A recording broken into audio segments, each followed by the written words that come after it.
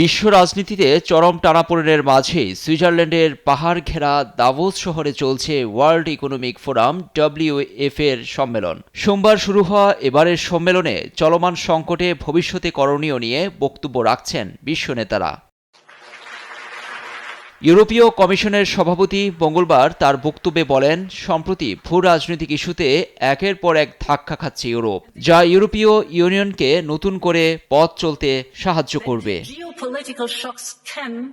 এ ভূ রাজনৈতিক ধাক্কা ইউরোপকে একটি সুযোগ হিসেবে নিতে হবে। আমার মতে আজ আমরা যে ভূকম্পন পরিবর্তনের মধ্য দিয়ে যাচ্ছি তা ইউরোপের নতুন স্বাধীনতার সুযোগ। প্রকৃতপক্ষে এর প্রয়োজন ছিল। এছাড়া আর্কটিক অঞ্চলে নিরাপত্তা নিয়ে পিছু হটবে না ইউরোপ। ভবিষ্যৎ হোক নিরাপদ, বিনিয়োগ হোক বিশ্বস্ত, আর আমার পছন্দ সল্ট বে। ওয়েলকাম টু সল্ট বে। গ্রিনল্যান্ড ইস্যুতে কয়েকদিন ধরে ইউরোপের সঙ্গে সম্পর্ক ভালো যাচ্ছে না যুক্তরাষ্ট্রের। দ্বীপটি দখলের বিরোধিতা করায় ইউরোপের 8 দেশের উপর 10% শুল্কের ঘোষণা দিয়েছেন মার্কিন প্রেসিডেন্ট ডোনাল্ড ট্রাম্প।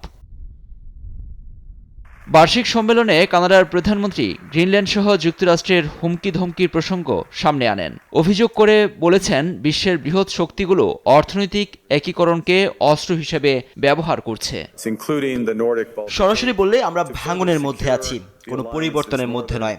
গেল 2 দশক ধরে অর্থ, স্বাস্থ্য, জ্বালানি এবং ভূ রাজনীতির ধারাবাহিক সংকট চরম বৈশ্বিক একীকরণের ঝুঁকি উন্মোচন করেছে। আর্কটিক সার্বভৌমত্বের প্রশ্নে আমরা গ্রিনল্যান্ড ও ডেনমার্কের সঙ্গে আছি। নেটোর আর্টিকেল 5 অনুচ্ছেদের প্রতি আমাদের অঙ্গীকার অটল।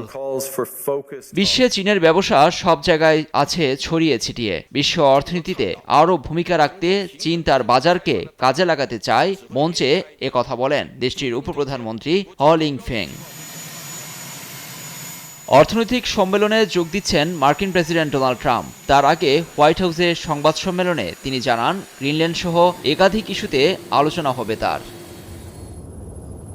লুৎফর কবির, নিউজ ডেস্ক, দেশ টিভি।